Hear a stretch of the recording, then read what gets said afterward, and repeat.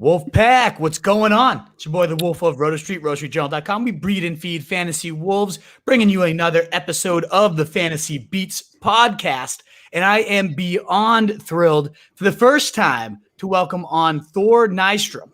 You can find him at ThorKu. He's the NBC Sports Edge lead college football writer, legit scout. Thor ranked out over 600 players before this year's draft. Love checking those rankings out, man. So good. 2018 FSWA College Sports Writer of the Year. And that's not enough for you guys. He's been honored by Rolling Stone magazine and also the Best American Essay series. So I am thrilled. I've been a long-time reader. First time having you on, man. But I'm pumped to have you on the Fantasy Fullback Dive to break down this 2021 rookie class. How's everything going, man? It's going well, man. I don't thank you for the intro. I don't know if I'm a legit scout. I'm certainly a certified sicko though. And I think, in terms of that, I think I'm in good company on this show. Oh yeah. Oh yeah. Real sickos over here. Love it. No doubt, man. I love it. And you've been just banging out the content, obviously before the draft, those rankings, but since the draft, we got a ton of great stuff. You can always find that over at NBC Sports Edge.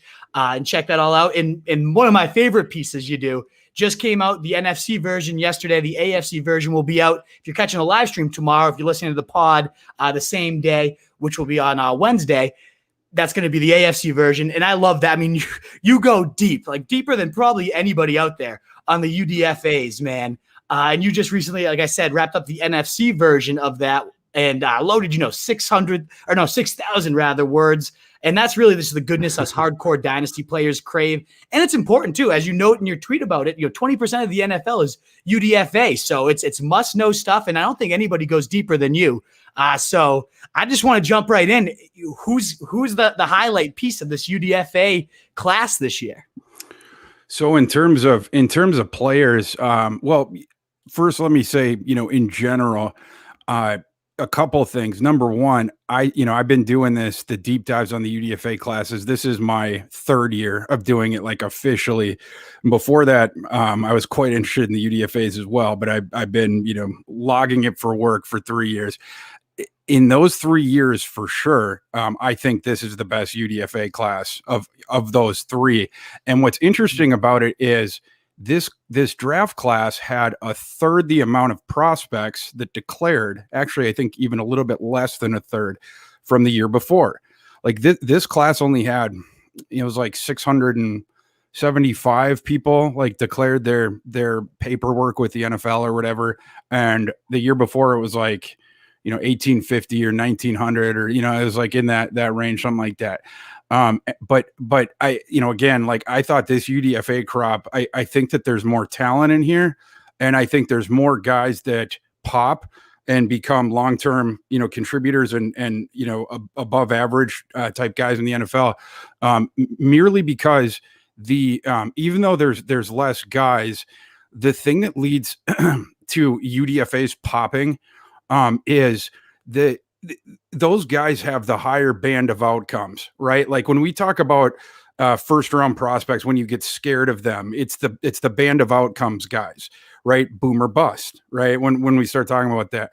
Well, I like to say in UDFA, you can't bust in UDFA. You can only boom because all the risk has been mitigated for you, right? It's a different proposition than going in round one.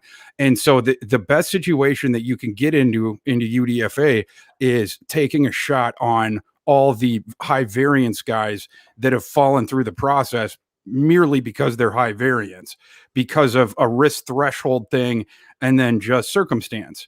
Right. And so, in this case, the Marvin Wilson, Cade Johnson from South Dakota State, I'll bring up a couple other names, but the reason that this class was chock full of them, and I think that we're going to find more gems out of this UDFA class is, even with the less overall prospects, is because of the 2020 opt-outs. I like to say during the draft process that the most important piece of data that prospects give to their prospective employer during this job application process, that is the pre-draft process, is their final season of collegiate tape.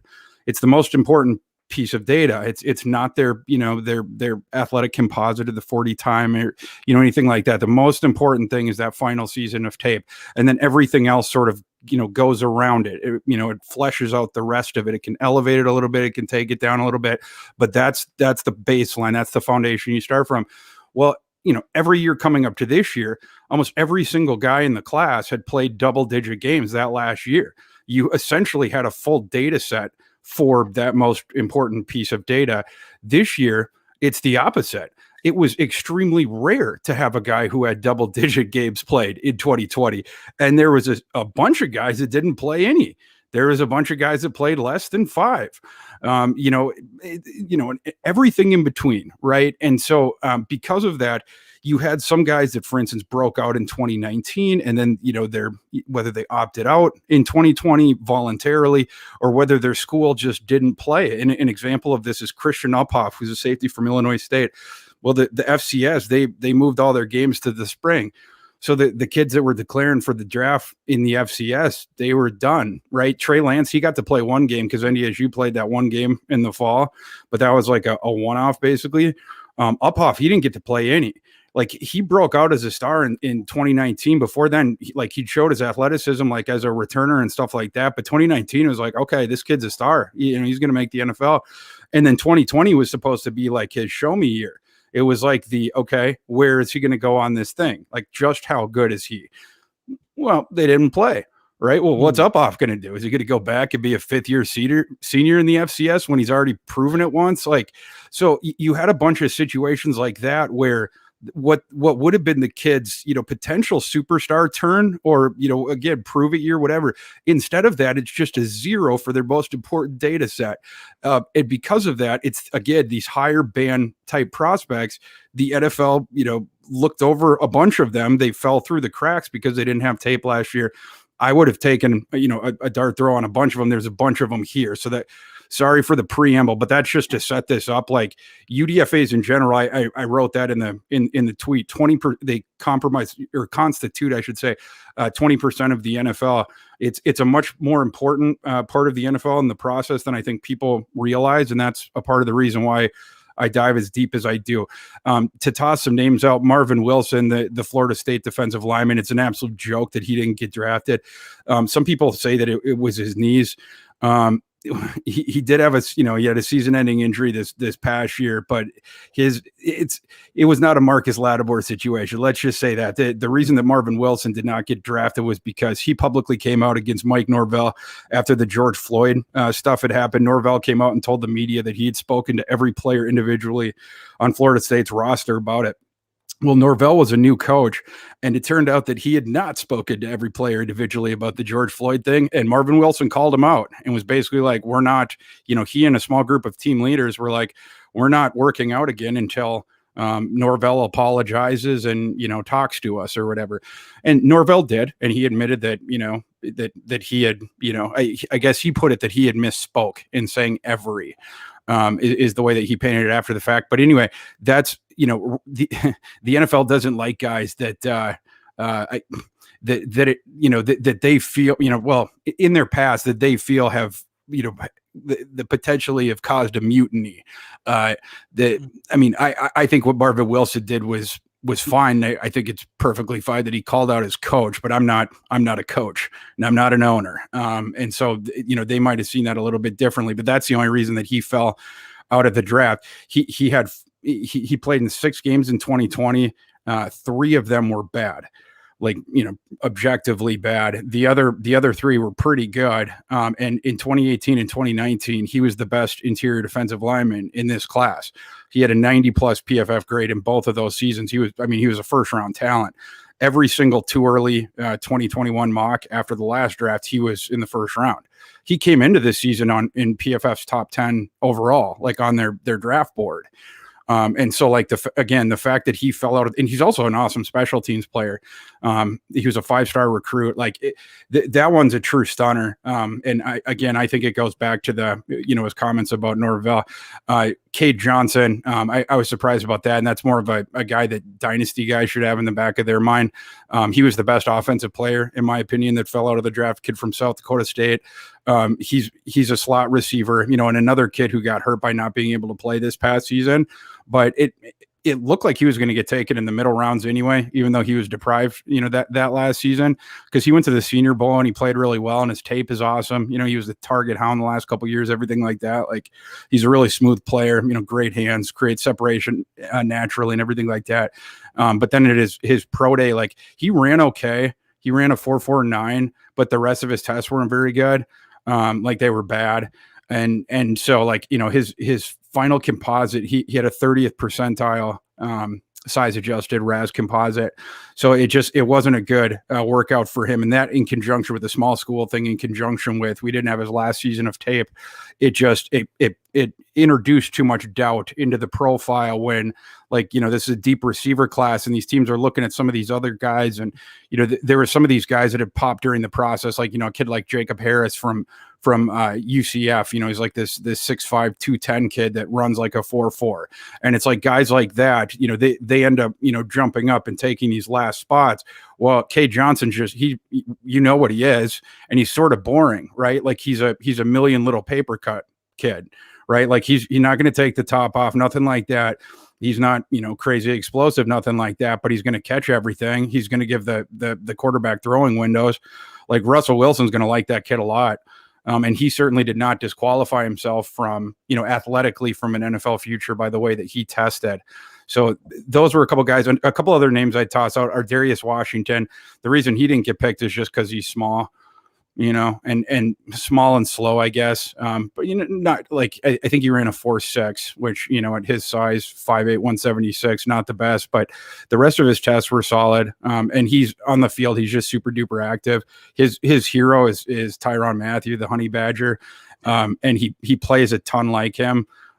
Including the way he was used by TCU and everything like that. Washington has the same tattoo that Matthew has on his hand. It's that like world with a crown on it thing or whatever. And Washington's from Louisiana. Like he got offered to go to LSU and he like idolizes Matthew. And he only had one scholarship offer that TCU like offered him late and he flipped. And I sometimes I think about that. Like he just idolizes one dude. And it's like, that's, Matthew changed the game in this certain way. Like Matthew's the reason the NFL had to change the all pro thing, to go from, it was like CB safety before. And then they had to add a DB designation for Tyrann Mathieu. And then he got it 3 times after that or whatever. Like, and this is specifically the kid or the guy that you've idolized since you were a kid. And you have a chance to go to, his school, and it's the school that you grew up cheering for that he chose to go to TCU. But it was interesting because then you got to play with Trayvon Merrick, and they were like an awesome safety duo. But because of Washington's stature, he falls out of the draft. But he's just a fabulous player. He was PFF's number 1 graded safety in 2019. And again, like I don't think that he is going to be disqualified from playing in the NFL because of his stature. He's about an inch shorter and 10 pounds lighter than Matthew. Matthew's found a way to do it. Matthew's slightly more athletic, but not by a ton. People forget like Matthew's testing wasn't like fabulous. So, I think Washington makes it. I think you basically get like, 92 or 90% of what Tyrann Mathieu gives you. So those are a couple of names. I could keep rambling if you want, but maybe you should just ask me some questions. No, I love it. This is all the deep stuff that, you won't really find too many other places. So I appreciate it. I like kicking off with that stuff. Although I got to admit, when I was reading the piece, the line, it was right towards the top of the article when I first started it. The line that got me going as a fantasy owner was, if I'm putting my money on one UDFA from this class to carry the immediate impact UDFA RB torch of Eckler, Lindsey, and Robinson into 2021, it's hands down Javian Hawkins. Yep. I got to know more. Why? Why is it Javian Hawkins? What do you see in this kid? Yeah, this is sort of the perfect opportunity or the perfect situation, I guess, of opportunity meeting the best talent, in the UDFA ranks. Like Hawkins is the best running back, hands down, that didn't get picked. And the Falcons have hands down the worst running back depth chart in the NFL. It's like this perfect marriage. Last year, I called the James Robinson thing. In last year's piece, my big prediction was that he was the Phillip Lindsay of that class. And you can you can sort of isolate it down with these things, particularly at running back, because it's a quicker transition and the steps up the ladder are more straightforward. If you get in a good depth chart situation, it can be a quick, jump up or whatever. And in Robinson's case, basically all that needed to happen was Jacksonville got rid of Leonard Fournette. I wasn't afraid of the other running backs around Robinson. I'd evaluated them. Like I'd evaluated, Reichwell, Armstead, like those kids. Like James Robinson was better than they were. And in Atlanta, it's like Mike Davis and the number 2's Quadri. Like I watched Quadri at Pitt. Like that kid, his stay in the NFL, I can't imagine it's going to be going on too much longer. And so with Hawkins, I think that the distance between him and RB1 is very short. I think he's the most talented of those guys.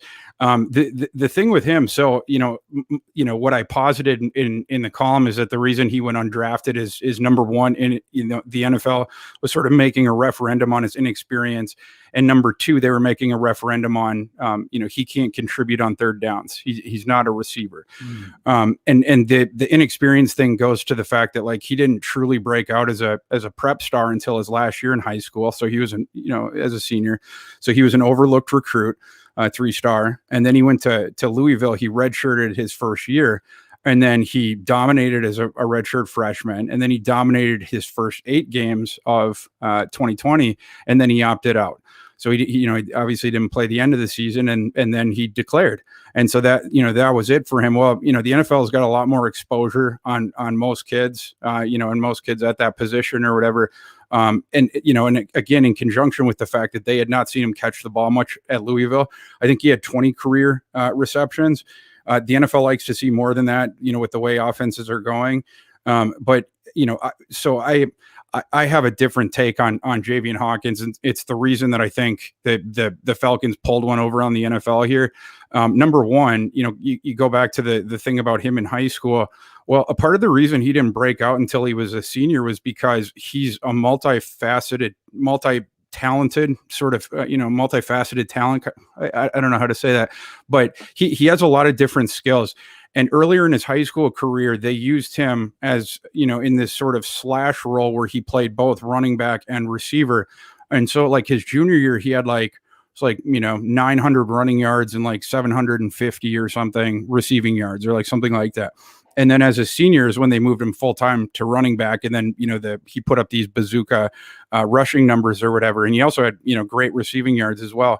But he was a good high school receiver. Like when he was doing that, it was just that he was too good as a running back to keep him from that spot or whatever. And then when he went to Louisville, he signed for a different coach. The coach before Satterfield. I forget who was it.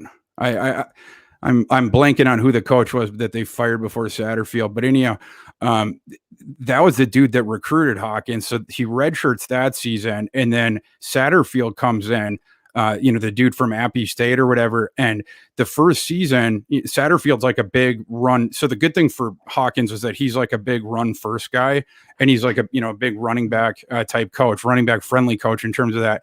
And so he fed Hawkins, and Hawkins broke the school record for rushing yards by a running back.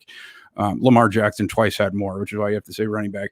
But anyway, he showed a ton of flash. It just absolutely blew up. He had over 1,500 yards, but Louisville just didn't throw him the ball. Like he wasn't involved with that. He was getting the touches on the early downs or whatever, but he just was not involved with the thinking or the game, anything with the passing game.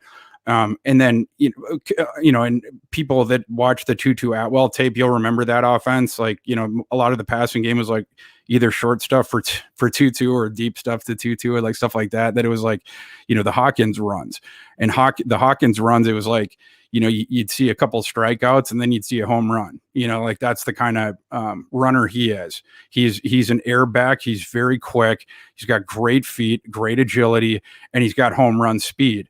And so like in college, the one area of his game that he's going to have to work on is reading his blockers, because in at Louisville, he's so quick, and he does have legitimate game breaking speed, where he can break people's angles, going down the field or whatever.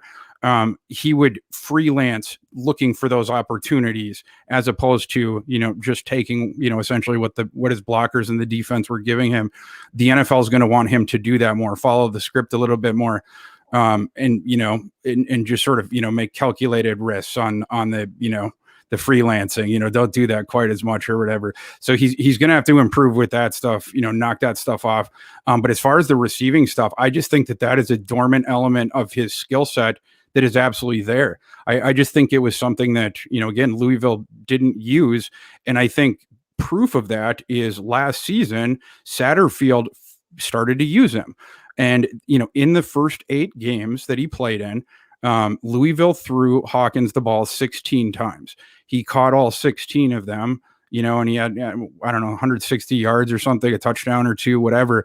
Javian Hawkins didn't drop one catchable target his entire career. He caught, his 21 balls or whatever. It's not a lot, but he didn't drop one of them.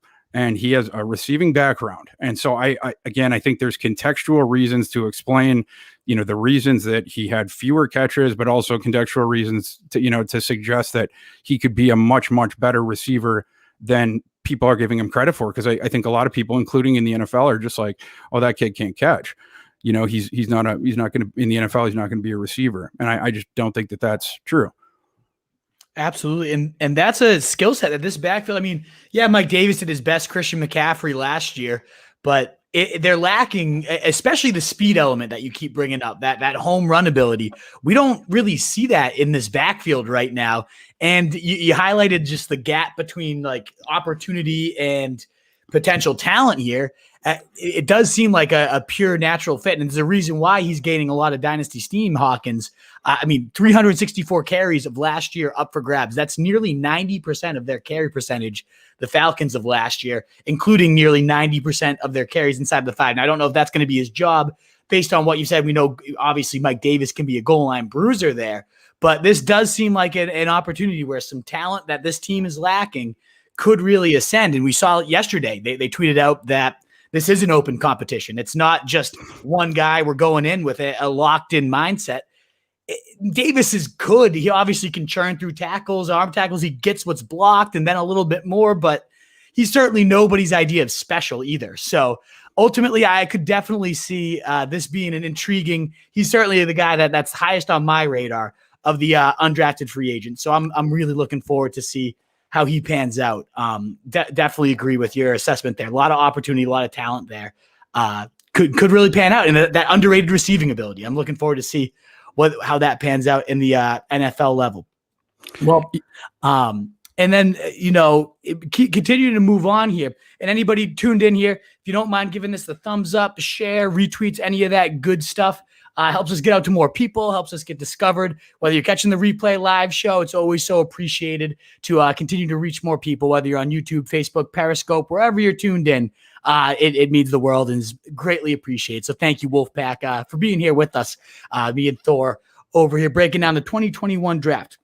Now, as I was saying, before you started breaking down these UDFAs, last week you gave out your grades. You got both the AFC and NFC in 2 separate articles. Always, again, another gem article to read there. Who do you consider the single best draft of this year of 2021, and why do you give them that high grade? The Bears. This is who I put number 1. And why so?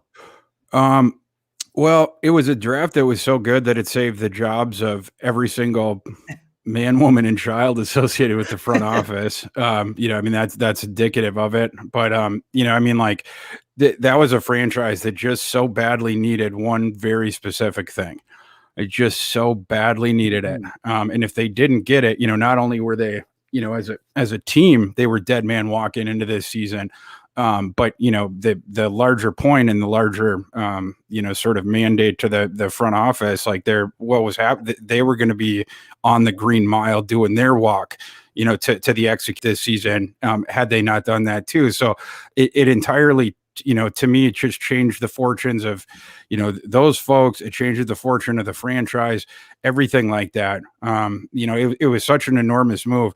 I'm a very big fan of Justin Fields. I don't understand why he was nitpicked in this way the entire process.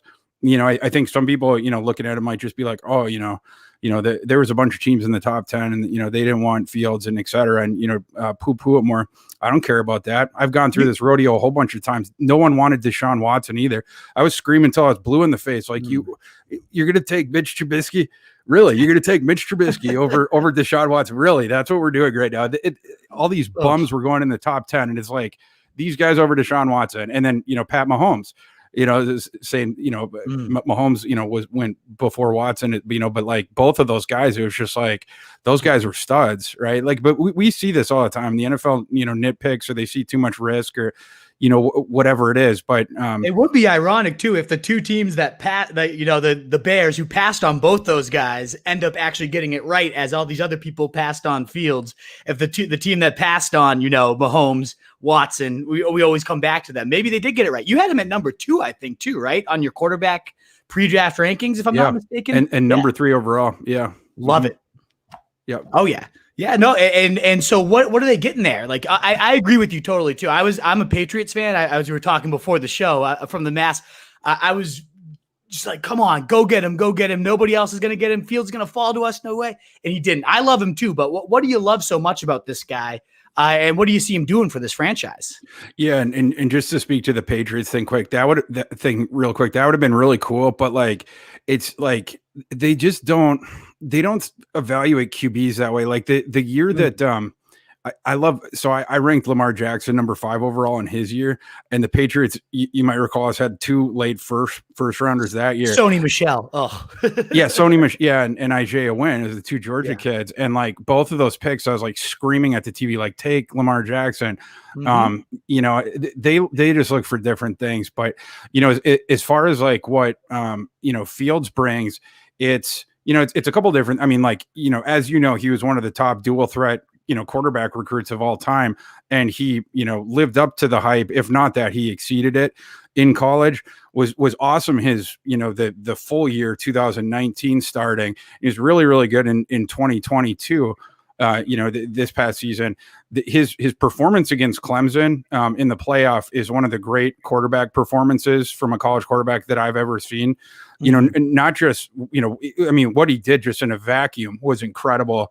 He threw for, whatever it was, 350, 60 yards, something like that, and 5 or 6 touchdowns or whatever against a Brett Venables defense. Like you don't see kids do that to Brett Venables' defense. But then when you consider the fact that he had the throwing thumb injury from the week before the Northwestern game, and then he had his midsection turned to dust by James Skalski right before halftime, truly incredible. So as far as what he brings to an NFL offense, like that kid competes really hard. He didn't have to play this past season. He would have gone, top 50. He wouldn't have dropped any further if he'd opted out. But it was him and Lawrence that banded together for that, like, we want to play thing. They're a big part of the reason that we even had a college football season. I think when people look back at their careers, that's going to be, something that's like more appreciated in the future. And so, that, and then, again, just like the example of like in the championship game, like, he gets his ribs blown up by Skalski on that, that targeting hit or whatever. Almost any other quarterback, their night is over, right? They're leaving the place in an ambulance right after that or whatever. Justin Fields missed one play. He came off the field for one play and then he was back in, and then he wins his way to halftime. And then very clearly at halftime, he'd been given an injection to something because he came out, he's bouncing around, throwing bombs. Like it was just, he was like back to it, his old self or whatever. But like he got nitpicked a lot in this process for like this idea of like, locking onto his first read, not being able to go to second ones, hanging in the pocket too long, taking too many sacks, etc. I thought a lot of that was, between overblown and outright fabricated. Like there was a quote to Tony Pauline, someone anonymous quoted, apparently said that, Justin Fields had only thrown to his second read 5 times last season. Well, that's just outright BS. That's easily disprovable. I mean, you could just look at his head movement and, in one half, you could find more than 5. Like it was in the Clemson game, turn to that one. You could find more than it was just a bunch of these stupid things. But as far as that goes, he does hang in the pocket a bit longer than his contemporaries. So that's not wrong. The one thing that I'll say to it, though, is it flowers out of a good instinct not a bad one. Which is he's a dual threat that when he goes to the NFL, he's going to be one of the top 5 scramblers in the league. But he is a pocket passer, first, second, and third. That's what he wants to be. That's what he's doing. His eyes are always downfield. He wants the receiver to, allow the route to progress and everything like that. He gives them time. He will hang in the pocket until the end. He is a tough kid that competes. And he knows he has those legs, and he trusts his arm quite a bit. He trusts his legs quite a bit too, because he'll let the fire get, he'll get real close to the fire when he's still looking downfield and stuff like that. But this past season, the sack numbers got cited a lot on him, and again, to caveat this, I will say it's fair to say that he does hang in the pocket a little bit longer than his contemporaries. You can see that like in the with the stopwatches. It's not, again, it's not a disqualifying thing, but it's something. But as far as the sack numbers go, they were grossly inflated this past season by something that had nothing to do with Justin Fields. And this context was never brought up when people were talking about the sacks that he had taken. But in 2020, Ohio State was one of the most COVID-bitten teams in the entire nation. It was the reason they were disqualified, or were supposed to have, they were initially disqualified from competing in the Big Ten title game. And then the Big Ten realized, like, we're going to lose a lot of money if we don't get Ohio State in here. So they changed their rules. So, swapped out Indiana and, in Ohio State that had 3 games canceled already or whatever for COVID, they got back in, but they were dealing with COVID all fall. Their coaching staff, their roster, they had 20 plus players inactive, multiple weeks. They had multiple coaches. 1 week, Ryan Day was out. But the one example I'll point to is the Michigan State game. They were down to 1 starting offensive lineman in that game. They started it down 3 starting offensive linemen to COVID. So that, they were starting 3 backups, and then Wyatt Davis got hurt real quick. So they're down to 1. In Michigan State, they're not good, but it's a the defense is what they do. It's so you're facing at least a decent defense there. That's one example. Another example, people bring up a lot. Oh, he's okay, but they didn't play a lot of awesome teams, and they played Northwestern. He really struggled. And that was Northwestern. Well, first of all, Northwestern had a top 3 pass defense last year. They had a first round cornerback. Their strong safety is either going to be a first or second round pick, probably the next year, the year after. He's a kid who had 8 picks in 6 games. They had an absolutely fabulous pass defense. Not only that, Chris Olave, that was his game to be out with COVID. Not only that, their number 3 receiver, Jackson Digbo, he was also out with COVID. There was other guys out with COVID too, but it was Garrett Wilson and nobody. That was his receiving core against one of the nastiest, certainly the nastiest pass defense in the Big Ten, but one of the nastiest pass defenses in the nation. So this context was never baked in when people were talking about Justin Fields. It was always just the worst, just taking all the stuff out of context and then amplifying it as much as you could to make it seem, scary or whatever. It was a very strange process. It reminded me a lot of Deshaun Watson, and funny enough, that's who I comp him to. I saw that. Yeah, I love it. And he was my number 2 quarterback as well. So I'm fully on board. I'm just so stoked for him to see what he does there. I'm stoked for everybody around him. Allen Robinson finally gets his first legitimate quarterback, or at least should be his first legitimate quarterback of his career. Mooney, not just going to get overshot, a million times. Cole Kmet could have his breakout. So I'm very intrigued by what the Bears could do this year with Justin Fields. If I was thinking of one quarterback that's going to elevate everyone around him, I would say probably Justin Fields would be that guy. Now, before we start getting into, again, specific names like Jamar Chase and, Kyle Pitts, all the big studs that our listeners here are looking for, one of those guys might be this answer. Who would you take if you were drafting your dynasty league right now, rookie only draft? You got blessed with the number 1 pick. Well, actually, probably not blessed. That probably means your team wasn't doing so hot last year. But you have the first overall pick in a rookie only draft. Who would you be taking here for fantasy football? First of all, I'm not against tanking. So I could, could be a decent roster, and I still have the first pick. Is this super flex or just regular? I was going to say, does the answer change for super flex? Well, either one. Yeah, your answer for both. Me, yeah, for super flex, for sure, I'm taking Lawrence. Mm-hmm. For if it's just like, if it's like the regular old scoring system and it's like, the leagues, just play with like your friends from home, it's like a 12-person league, then, in that case, well, maybe Najee, it'd probably be Najee. Well, it'd probably be Najee against Pitts for me. Really? Interesting. Well, we're going to get to both those guys. You know what? Why don't we'll save your takes to why one should be the 101, especially Pitts. I can't wait to hear that one for sure. Why you think he could be potentially the 101 here. That's very intriguing. Kyle Pitts at tight end. Actually, you know what? Let's hear it now. What's your thoughts on, I'll just pull up the banner here. Kyle Pitts to Falcons fantasy fit, short and long-term outlook. Could potentially be a 101 in a rookie-only draft. Why do you consider that the case?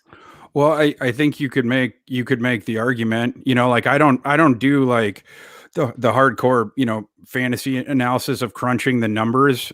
So like, I'm can I swear on this or no? Oh, please. Yeah. Okay. Let it rip. So I'm going to be talking out of my ass a little bit here, but the way that I run my team, I'm just speaking from my perspective here, is, with high picks like that, I'm looking, it's merely an equation of excess value over the position expected, for each specific thing. Right. And so like, if I have an open running back spot, say, and I have an open tight end spot, say, and I'm considering, Najee and Etienne and Javonte, and then it's, and then Pitts perhaps, let's say I don't need a receiver. Let's say it's just that bucket or whatever.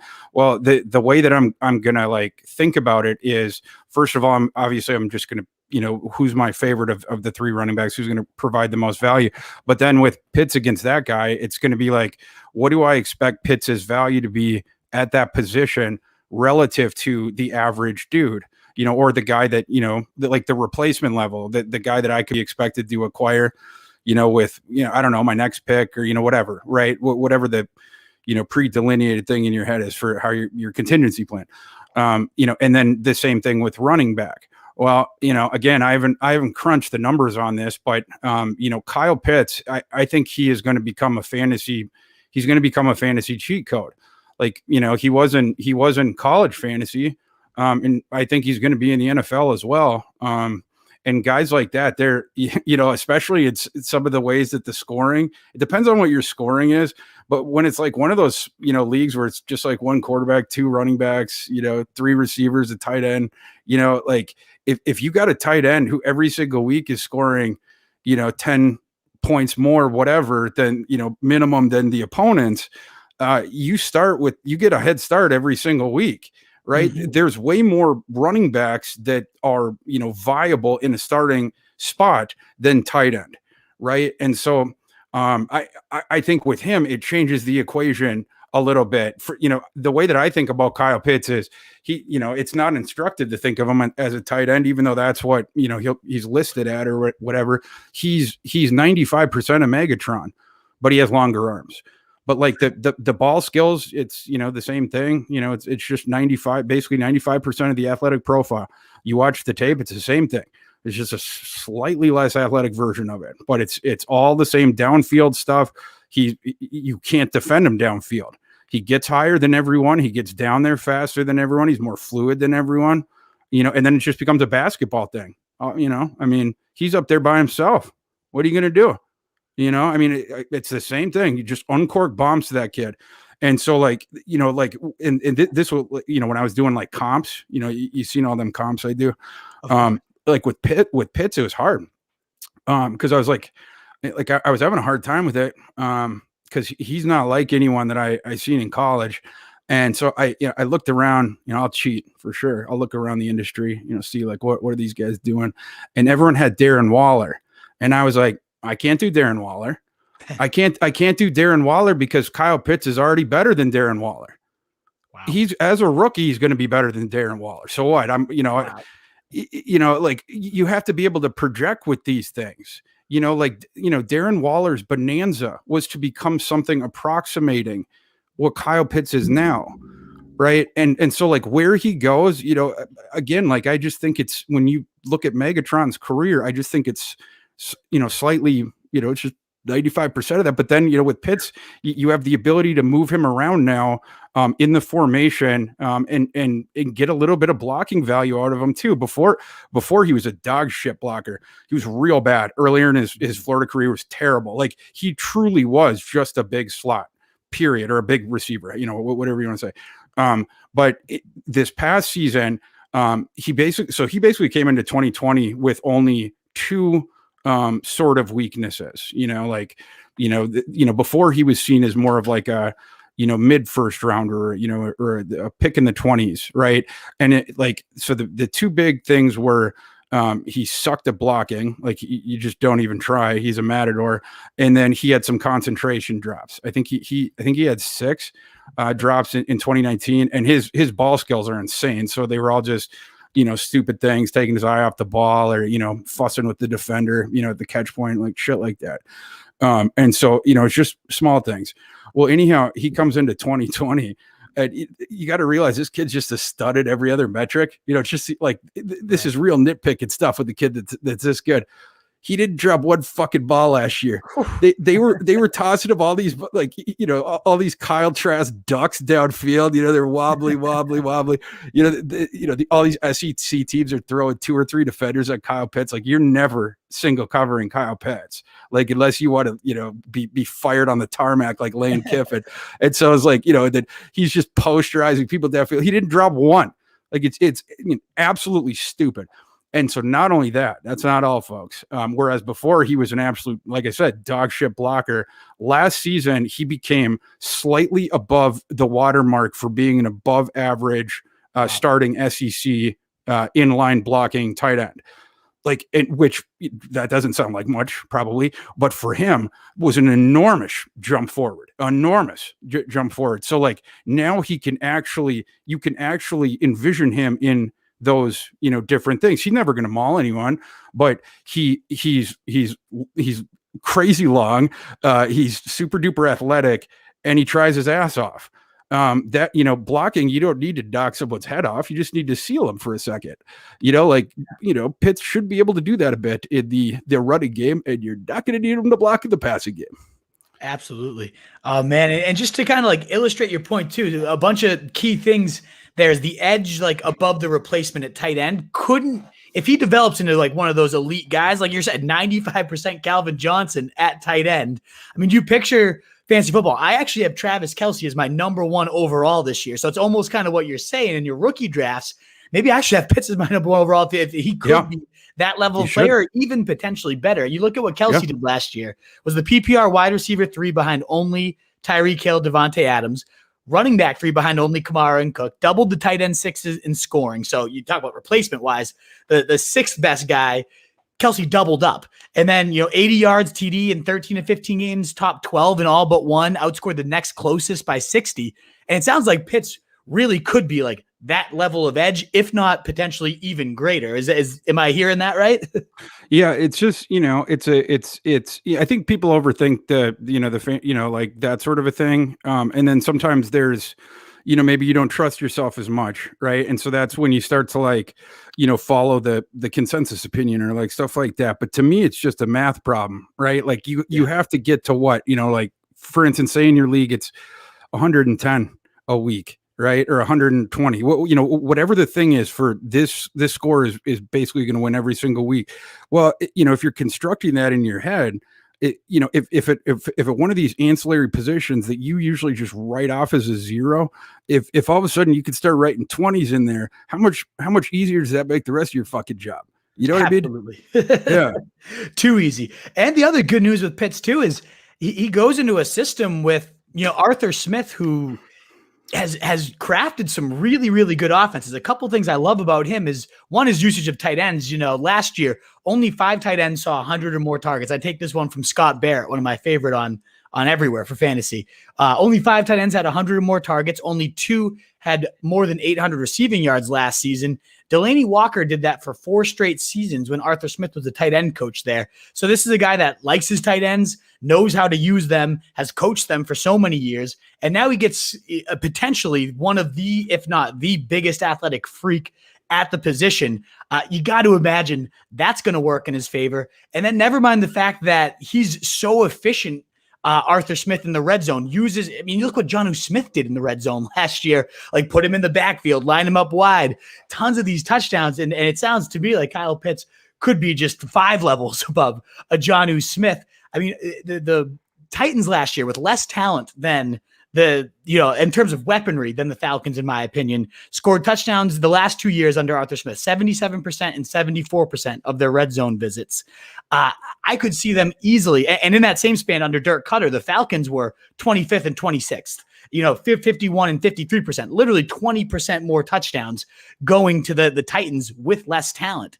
If we just get that carryover from Arthur Smith coming over, if he brings that efficiency, which again could be even more deadly given he has more deadly weaponry, including Kyle Pitts now, like the touchdowns could just be insane. I could see the Falcons leading the league in touchdowns, and obviously Kyle Pitts would be a huge part of that. So, man, 101, I hadn't really been considering it, but the fact that I have Kelsey on my big board at 1, I should be considering that a lot more.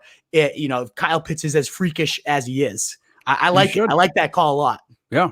You should. His over under in Vegas was like, I had to do one of these NBC Bet the Edge show or whatever, and they asked me to look at like all the rookie props, and so I looked through the over unders that they had out on PointsBet right now, and Kyle Pitts is his over under receiving. It was I think he had the same as Devonta. I think they were both at 750. I think Waddle was maybe like 725 or 700, like something like that. Chase was maybe. Was he in the 800s or like something like or 900s? I forget. But anyhow, my favorite bet on the whole board was the over on Pitts. I absolutely love that one because the other thing with it is, first of all, I think he's going over that no matter what, over that number. But the other thing is, if they trade Julio Jones, he is going so far. He could effing double that number. If they trade Julio Jones, Kyle Pitts is going to be that team's number 1 receiver from day one. Wow. It's just, Ridley will slot in as Ridley will essentially stay in the same thing he's been doing. It's just the Pitts will assume the Julio Jones stuff, and then everyone else, it's like, but the rest of the receiving corps sucks. Russell Gage played a little bit better, but it's Russell Gage. And then if they trade Julio, their third receiver would be like Olamide Zacchaeus or Greg the Human Dortch, like one of those guys, they don't have a lot there. So, again, like the targets would all be funneled up the ladder. And you mentioned it, like the system, Tennessee gave I think Anthony Ferkser had like 40 catches last year. Yeah. He was like number 4 on the team. Even if he doesn't have guys for those roles, he'll find somebody, to throw it to or whatever. Like Pitts is going to be like the wet dream. And whereas with Tennessee, it was like, you had the 12 personnel with more of that smash mouth element with Henry. With Pitts, I think it flowers out the other way where it's the 12 personnel, but it's about spreading the defense, right? It's about getting bodies out in space. That's one other point that I want to make about Pitts. It's Kyle Pitts really helped. He really helped Kyle Trask, but he really helped Kadarius Toney for one as well. Yeah. Because when Kyle Pitts is on the field, people get sucked to him. I mentioned before, like you have to have 2 defenders on him, 3 defenders, whatever, you have to play the safety back.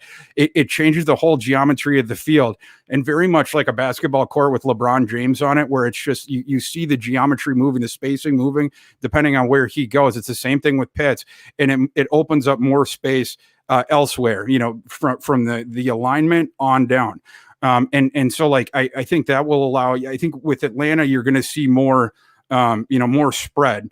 And that's something that, going back to Javian Hawkins, it really facilitates his game. He's a guy that likes to run, shotgun spread, find a crease because he's looking for that lane all the way down the field. He goes down on first contact. That's the, my biggest issue with that kid. But, if he finds that lane and the way that you can get it for him is thinning out that box. You can't stack a box with Kyle Pitts on the field. You need your hybrid defender on Kyle Pitts at all times. You don't have extra guys to put in the box at that point, right? Because you're going to have at least 3 wide, maybe 4. That's another thing that I think sets up very well for the Javian Hawkins breakout, rookie breakout campaign. Love it, love it, love it. Man, that's very intriguing. I like the Kyle Pitts potential at the 101. You're getting me sold more and more, and I love it. I mean, he's pretty easy to love. Like it's not a hard thing for me to love Kyle Pitts here. But it's just making that much more sense the way this all can fit together. Those Falcons. I mean, now I'm thinking about Matt Ryan. Like maybe I'm way too low on this guy. He could chuck like 45 touchdowns with the weapons unless they get rid of Julio, and even still. The other guy you did mention though, the potential 101. As of now, he was my 101. Again, maybe I'm adjusting for Pitts eventually, but that's Najee Harris. He couldn't have picked, a more perfect location for this guy. To me, a pure 3-down horse landing in Mike Tomlin's offense that just has fed the 3-down horses when they have them. So I know he wasn't your RB1 in your actual rankings. We're going to get into that guy maybe next in a little bit, but what do you think about this landing spot for Harris? I know you mentioned he could be your potential 101 if it wasn't Pitts. Why is that? What do you like about this fit here? Yeah, I like the kid a lot. And obviously Pittsburgh loves him. Like you don't see a lot where the team, it leaks out the prospect in advance where they're not in the top 5, but like we knew that Pittsburgh was going to take him, so that was sort of funny. And then of course it happened, the marriage was consummated, etc. But like you mentioned, it's a perfect fit. It's like Najee was like, if you were to build a Steelers back, at a lab, it would be Najee, and his last name is Harris, to just add even more for the Pittsburgh fans. And then as far as what he brings, what he won't bring is explosive runs. So that's the one thing you will not see from him, despite very heavy usage in college. He scantily ran for, had 20 plus yard runs. But what will you get? It's basically everything else. He's a tremendously efficient running back. You're not getting him behind the line. So like, all that stuff. And then, but the bigger thing with him, like, cause he's the grinder and, everything like that. But where I think he really adds the value is as a receiver, he becomes what is a second receiving tight end on the field. Or if you're running 12 personnel, it's basically a third receiving tight end on the field, because he's a 235 pound, 240 pound kid with athleticism who has the wingspan of a 6'5" guy. And he doesn't drop anything that you put within that Venus flytrap catch radius of his. He also runs really good routes, which is, by the way, a difference I think between him and Etienne. Etienne mostly just does dump off stuff, and then he's trying, same thing, looking for an alleyway to explode down. But he doesn't, there's a difference between Alvin Kamara, for instance, and Etienne. Kamara, he can do the wheel routes and, break linebackers' ankles, running in space, stuff like that. Like Etienne doesn't do that kind of stuff. Harris is not that kind of mover, but he, a sudden mover, but he's extremely smooth for a guy that's that big. The agility is good. And then of course the power as well, but he's, people might be a little bit surprised in his rookie year who maybe just think of him as like a mauler. He has more agility to his game. And that's incorporated play to play more. I think that's one thing that's going to surprise NFL fans. And he's able to screw with defenders' targets, when they're on his doorstep, basically, and turn what could be flush targets into off targets, just by his footwork, stuff like that. And obviously, he's very hard to bring down. So, very good pick. He's going to be able to handle heavy usage, both in the running game, also in the passing game. He did it for the last several years. We were surprised Najee Harris didn't come out in the last class. He really bet on himself to go back. And with running backs, that is almost always a terrible bet to bet on yourself. Bryce Love did it, and it's one of the big regrets of Bryce Love's life. But like Najee came back, and he actually improved his stock. And not only that, he got a championship ring and all this sort of stuff. And even though he handled heavy usage at Alabama, he did not get injured. Like he was, extremely durable. One of the big reasons that Derrick Henry was an effing stud at Alabama. One of the reasons he fell down the board was the whole thing of like, oh, with this workload, there's no way he makes it beyond 3 seasons. Like, you might get a couple seasons out of Derrick Henry, but that's going to be it. He's going to break down, all these 300, touch things, whatever.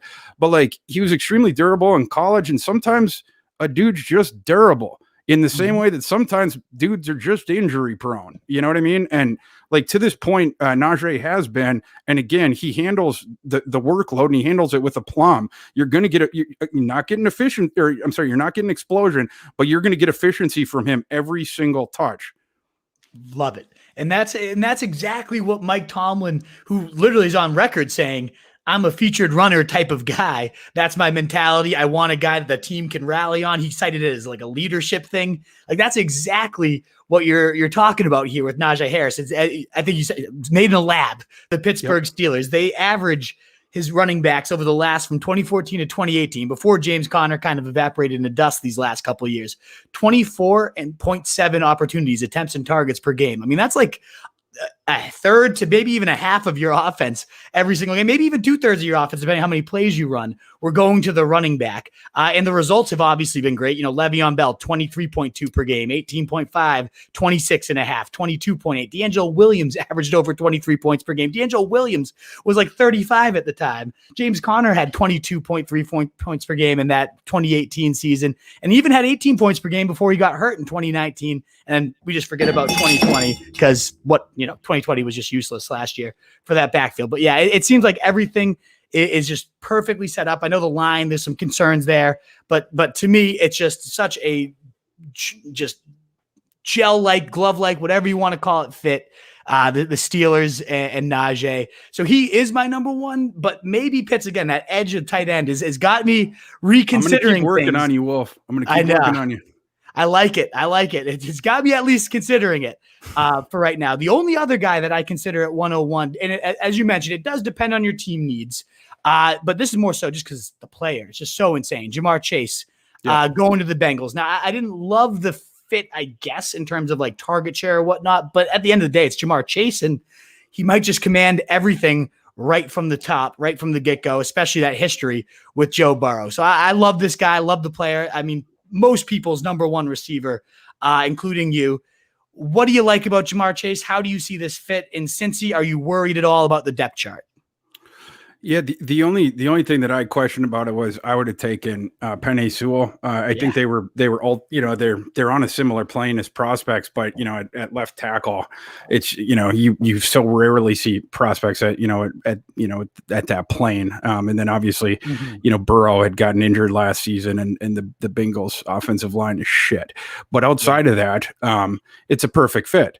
Right. And you spoke to target share. I'm less concerned about Jamar Chase as I am with Mr. Higgins and Mr. Boyd's, because let's just say Joe Burrow likes fucking throwing the ball to Jamar Chase. Though T. Higgins and Boyd, they better show up early to training camp and be cozying up to Joe and, hey Joe, I brought you lunch, Joe. I got you your water, Joe. Running up to him, whatever. I got some Gatorade for you, Joe. Yep. Like that's what it's going to have to be. Like Jamar Chase, the second he was drafted, he was the wide receiver one on that team. With other teams, that would just be a supposition. With that team, it's a stone cold fact. He and Joe Burrow, less than, or a little over a year ago or whatever, we saw them be the most dominant quarterback wide receiver single season duo in arguably the history of college football. That was the year that Chase won the Biletnikoff for the most explosive offense in the history of college football. And what's even crazier about that is, Burrow, Chase, the number two receiver on that team was Justin Jefferson, who just had one of the most impressive rookie seasons of anyone at any position in NFL history. And he was the secondary receiver on that team. So, I mean, Chase is going to come in. He's going to dominate right away. Burrow knows exactly where he wants the ball. And Burrow is what was special about Burrow was the ability to put the ball with accuracy and placement to any sector of the field, and then also the thing of hanging in the pocket. I mentioned that with Fields. Fields has the same thing as Burrow of like, I'm hanging in, and the toughness, but Burrow's got that that sort of slapdash thing in his head where he knows the second. He just got a great feel for like, all right, fuck, like right now it's got to go. Right. Like where Fields, that thing is still developing, where sometimes the bomb blows up in his hand, as it were. But like, because of that, Burrow buys all that extra time. And you saw, Chase is, he's the downfield dude, right? Like it's that explosion, and it's, in a package that's really strong. It's why I comp him to Roddy White. He doesn't, Roddy White was not, when you watch him at UAB and then when he went to the NFL, it was not in a frame that you typically thought of as a guy that consistently won downfield. And yet he did anyway, and that, like, when he went into the NFL, I was like, is he going to be able to keep doing the stuff he did at UAB? He sure is, because his acceleration, that explosion, you can't stay with him like in the first, 5-10 yards or whatever. So he creates the window right off the bat. Right. And the DBs, you saw Chase a couple times. A DB caught him, at the end on some of these deep balls. But his ball skills are so effing sick. Like, even when the DBs got back there, it's not even a 50-50 ball when it's Joe Burrow throw to Jamar Chase. Like, and if you don't get back there, well, it's a touchdown. If you didn't leave deep help, it's over. So we have all that different stuff. To your thing, again, explosion, strength. The defense has to respect you deep because of that special sauce. His whole game starts off of that. You have to respect it. You have to. So, the safety, the cornerback playing on him, they have to respect it. And everything flowers off of that where, he gets a little bit of a, sort of a built-in head start on intermediate stuff and stuff like that, because you have to, it's like, facing, the NFL's most vaunted speed rusher. The offensive tackle is going to be sitting back just a little bit more on his heels, every single time, because he knows that guy takes everyone's outside shoulder. Right. And so, just a little bit, but that little bit gives the dude a little bit of a head start if he wants to go inside whenever he wants. Right. Yeah. And so it's the same thing with Chase, and the ball skills translate, in the intermediate area as well. He's another guy that's going to help with spacing because of how consistently he wins downfield for the other guys. I think he's a great fit. Like Higgins is another downfield guy that was a good, fit for Burrow as well. But he's more of the, he's on the higher end of the evolutionary pole, but it's more of the generalized jump ballers, without the premium athleticism, the bigger guys. It's like, like the Preston Williams is like on right. He's like the less evolved, it's like, did you watch that movie Multiplicity with Michael Keaton? It's like all the different Michael Keatons, it's like, I have not, no, but I get where you're getting at. Yeah. It's like the line of continuum, or it's like, the ape-man poster in middle school, where it's like, the different apes to the man, like, Preston Williams is like the furthest end of like the jump baller thing or whatever. And then, whoever I was just is Higgins. T Higgins is yes, exactly. Like because he just misses that athleticism threshold, but he's so good at like getting up in the sky and pulling the thing down. So like I think those two complement each other really well. And Boyd is a guy we know if his only limitation it's just the athletic stuff. Like and so he's a really reliable guy. Especially with the weapons they now have on the outside. It goes back to the spacing thing, which I think is an underrated concept in football. Changing the geometry of the field, stuff like that. Chase, yes, in a vacuum, improves that receiving core a bunch. He's going to vacuum up a bunch of targets. He's going to put up huge numbers as a rookie, et cetera, et cetera. But he also helps some of those other guys because of the measures, the defenses have to go to in order to take some of his things off the table. I'd love it. And what I'm hearing here too is Joe Burrow could just go absolutely, assuming he's healthy, he bounces back the right way. He could go berserk with these types of weapons if they become as indefensible as Jamar Chase could make them. And you look the only thing I'll say is I think they still need to build that offensive line. They put that off, but I agree, they're on that track to building that juggernaut. I know. Let's fingers crossed we don't get another injury like last year, because they could be crazy. And even before he got hurt, Joe Burrow, weeks 1 through 10, the Bengals ranked first in plays per game. They dropped to 31st once he got hurt. Situation neutral pass, they were 8th.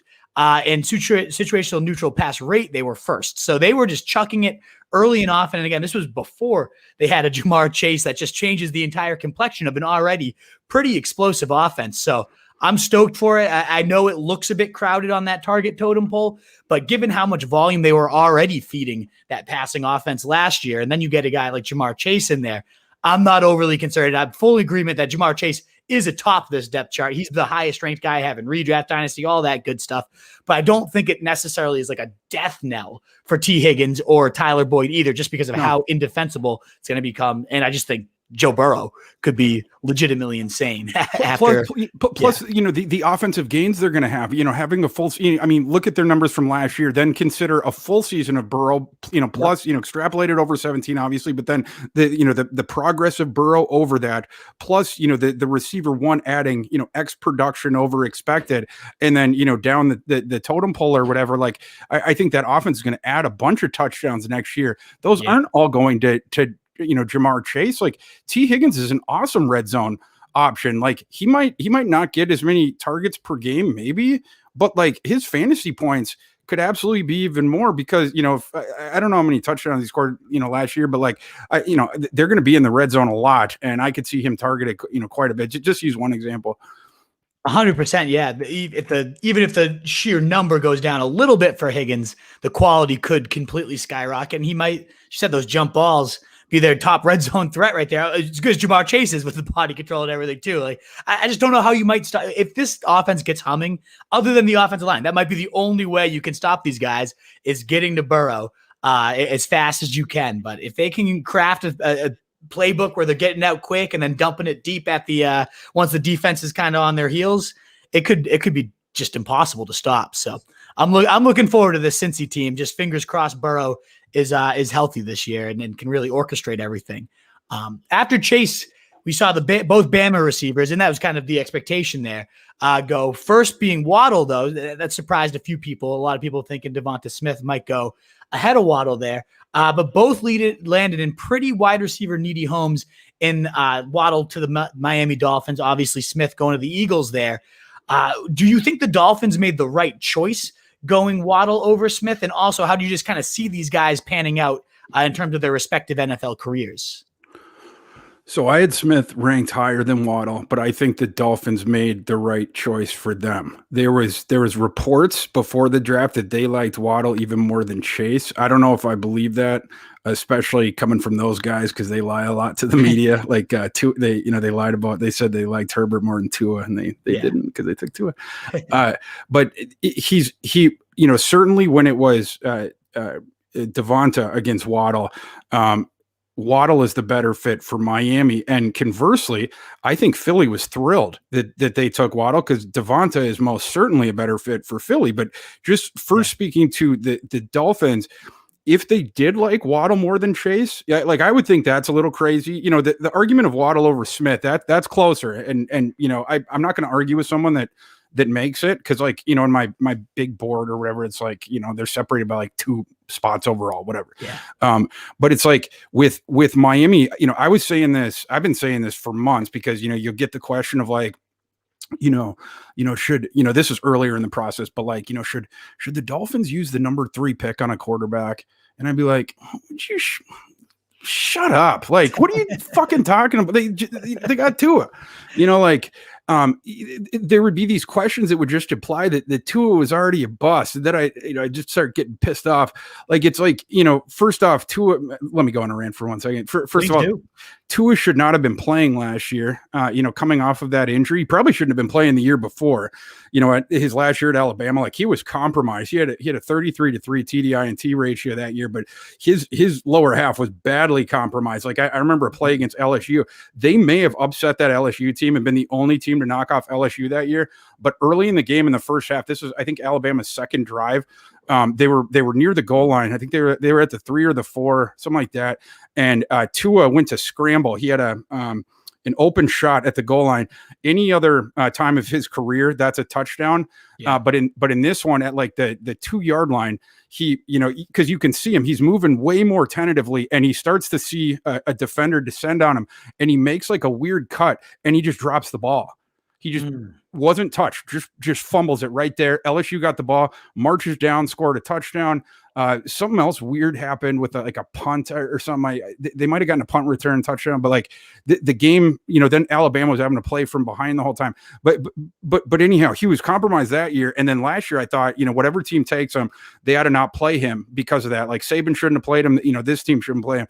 But Miami wanted to, see what they had. It was especially dumb in Miami's circumstance because like Fitzpatrick was playing well. People like Fitzpatrick. Like, they were in the playoff hunt. Like, there was there was literally no reason to do that except for the front office trying to flex of like, this pick was justified, but like, it's like, no, don't wait till next year to do that. Like, see if you can make the playoffs.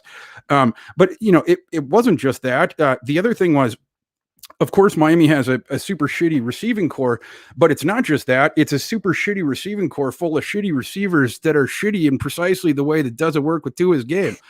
There are a bunch of those downfield jump ball guys that are slow, right? So it's like, Preston Williams and, Devonta Parker, and guys like that you would just, they're guys for Zach Wilson. It's like, I'm gonna run around in the pocket, or Johnny Manziel. I'm gonna run around in the pocket for 10 seconds. I'm gonna throw it up. Remember when Mike Evans made Johnny Manziel a first round pick at Texas A&M? But like, for Tua, that is the opposite of his game. What, go back to Alabama. What, why was Tua thought of so high? What was he better at than other people? It's accuracy and placement in the intermediate area that he's better at than other people. He's the best at, maybe the best prospect that I've seen in the last 5 years at this one very specific thing. It's when the receiver's streaking across the middle of the field and he's got a step or two on his dude. Tua will hit him not a centimeter off.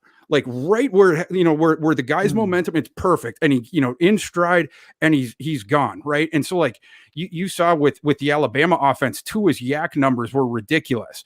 Like that's what he does. He's like, you can think of him as like an awesome passing point guard because he's always putting those guys in the, in the correct, whatever. As long as you can get that, those steps, he's going to hit you exactly, whatever. And the accuracy does go out, to the rest of the field or whatever, but it starts there. It's like, I was talking before about, something else where it's like, it starts and then flowers out from there. Like with Tua, if that thing's not there, and it's like, you don't have to be afraid of that. And it's like, wait, so, all he's going to do is throw these jump balls to these unathletic guys. It's, it's just, it doesn't facilitate his game. So going back to the Waddle pick, the reason that he is, even again, I think that Devonta is a little bit better and a little bit safer, but why I think that they zeroed in on Waddle is not just the best in this class, because he's even better at this than Chase. He may be the best of this, like in the last 5 classes at the fucking sprinting across the middle of the field, one of those like slants or whatever, and getting that separation, right? Like, like for instance, last year, people would talk about like Henry Ruggs is like, this like, you were going to throw all these 9 balls to him and, he's going to catch all these balls with, his speed, Tyreek Hill, whatnot. But like, at Alabama's, a lot of the manifestations of his speed, and this is the same case with Waddle. The Waddle's an even better route runner. It was like, again, the stuff of like streaking across the field. Like they had done the work with their athleticism of just, in that, the first beats after the snap, getting a step or two. And then, depending on the way the rest of the, the play was drawn up and where the bodies were in motion or whatever, you may have created a lane for your, one of the most athletic guys in college football, invariably, whoever it was, whether it's Jerry Jeudy, Henry Ruggs, Jaylen Waddle, or Devonta Smith, where they would have a shot at the end zone potentially. And, again, that's Tua's special sauce. So, Waddle, that's perfect for him. Waddle is going to dominate in the intermediate area, and it's going to open up other stuff for him. Waddle, like you're going to see Tua's yak next year is just going to absolutely skyrocket. And then as far as the Eagles pick, again, like I think that they were happy that Miami took Waddle, because for the Eagles, what they really needed was the number 1 boundary receiver, right? Like, they obviously have a shitty receiving core too. Last year they took Rager, who didn't work out. But if you had taken Waddle this year, you have now gone redundant. Like teams don't take receivers back-to-back years as is. But if they had taken Waddle after Rager, it truly would have been unprecedented. It would have been like 2 gadget slots, in a row. Like, I don't know that ever would have happened.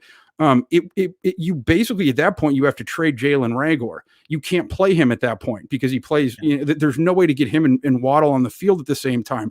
And so, the ability to have Smith, it's not just that it gives you that number 1 receiver. It's also that it you're going to be able to, not only continue to develop Rager, but now he is in a much more advantageous situation. The expectations have dropped a ton.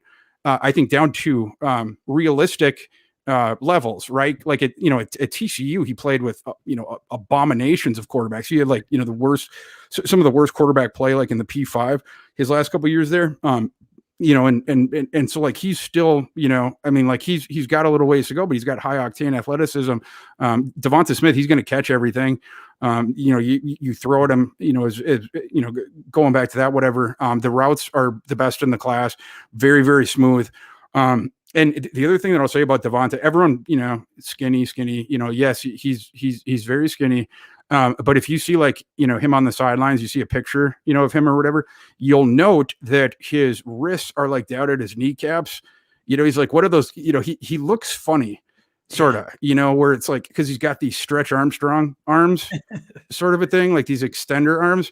It's like his knuckles are dragging on the ground when he's walking, sort of a thing. And so he has ludicrous length for his frame. He's 6'1", but he has the wingspan of like a 6'5" guy. And this is something that really sneaks up on defenders at the last second at the catch point, because he can corral things that other 6'1" guys can't. He has better hands than them for sure, but it's also that he can get to balls that they don't. And so those two things in conjunction, it's everything before that too, of course. Like, he gains separation. He provides the throwing windows because his footwork is so good. The routes are so awesome, everything like that. But then it's the little things like that as well that just sneak up on the defenders. He's also very good at like very subtle things, but like, the thing of like, there's some receivers who, or DBs, they get panicky and they keep like looking over their shoulder for the ball, stuff like that. He's one of those guys that won't look over until the last second, or he'll use the scoreboard if he can, if it's like a live look, whatever. Randy Moss is the best I ever saw at that. He would watch himself on in the Metrodome, like they showed it live. So he could be able to tell when the ball was coming down, and he wouldn't look up before then because he didn't want to give the DB a tell. So he always had the advantage at the catch point. It wasn't just that he was, bigger and more athletic and, all that sort of stuff. It was also that, he knew when it was coming, and for them, it was just going to be a split second thing. They'd have to pick it up in, literally in a second to make a play on it. Absolutely. And we've now talked about it. This is just kind of a random question that popped up listening to you speak about these guys. Chase jumps in with Burrow, already has that rapport, number one there. We got Devonta Smith meeting up with Jalen Hurts, who they obviously have that pre-established rapport, and then Tua and Jaylen Waddle here. Yep. So do you think, like, how much should we value as fantasy owners, just like people in terms of getting off to a fast start? Do you think this is going to go a long way? And is this why these coaches targeted these guys, is to make these quarterbacks comfortable? Or how big do you think we should factor these rapports already being established into this all? Well, I would say first, the foot I would lead with on that is this was an awesome receiving class, right? Like last year we talked about how, this could be a historic class, whatever. And last year was probably deeper than this one, but this one was better at the top. The top three of this one is better than that one.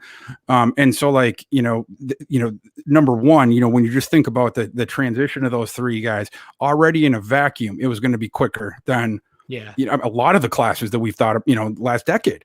Right. But then, the thing that you just mentioned, I think is an important note as far as even accelerating that phenomena that I just mentioned, because yes, like Jamar Chase has it's a 0% chance of busting, and he has a 0% chance of not being a star next year, because we've already seen it. Like, and again, it's, you can't just be like, oh, it was just college. They were literally, they ran the best college offense in history. They played the SEC, were just beating the shit out of everybody. They beat the shit out of Oklahoma. They beat the shit out of Georgia. They beat the shit out of Alabama. They beat the shit out of everybody. Right. Was it Clemson in the title game? Like, yep. Yeah. And so like, again, we've seen it. We know that is going to, that's going to translate, whatever. And, as far as the other guys, again, like they're just very good fits, not only, with exactly what that team needed, but it just so happened that the guys that they played with before are the quarterbacks. So yeah, I think all those different things, I think we're going to see, the numbers from the rookie receivers, and also, it's sort of a sneaky thing with this, but, it going to the 17-game season. But I think those two things, the awesome receivers, the thing we just talked about, and then the 17-game season, I think you're going to see a record number of receiving statistics from the rookie class this year. Love it. And might as well just continue with those rookie receivers. I know you said it's pretty top heavy, but your number 4 guy, Rashod Bateman, he goes to the Ravens, who certainly didn't need a receiver. They had a gaping hole there, but they also, dead last in pass attempts last season, fewest amount of targets to the wide receiver position in the league. Sure, they have some vacated targets, but Lamar Jackson, for everything he does so well, he's bottom 10 in accurate passes last year. It just doesn't seem like the ideal landing spot when you consider those things. Should we be concerned about this guy, or does he have the talent to kind of overcome these things, do you think? So, I mean, it depends from, the perspective you're asking from, but if it's from just the fantasy perspective, well, of course it's, not as good as, some of these offenses that we talked about a couple of those offenses before that like throw the ball all the time, right? Like the Bengals offense. So yeah, certainly it's disadvantageous landing spot from that perspective. However, from a football perspective, I think it was the best. Like, I think it's the best for Rashod Bateman's career. I think it's the best for Lamar Jackson's career. And I think it's the best for the Ravens organization. Lamar Jackson, he's yes, in terms of like accuracy and placement right now, wherever you put him, the top of the bottom 10 or whatever, starting quarterbacks in the NFL or whatever, but everything else, he's, an absolute stud. Right. With him, we talked about it before with Tua. It was not only a bad receiving core, it was a bad receiving core that didn't work with him. I would make the same argument about Baltimore. Lamar Jackson hasn't had really any help whatsoever going back to his days at Louisville. And yet he won a Heisman and an NFL MVP by the age of 23. With Baltimore, they picked the first rounder a couple years ago, but we even said it at the time, like Hollywood Brown was a bizarre choice for them, because Lamar, he's another guy where he wants to pass first. Obviously him and Vic are the only 2 quarterbacks we ever seen move like that. But he wants to pass first. But like the placement is the only thing. That kid's always had a bazooka. I seen that kid throw over 70 yards on the fly in high school.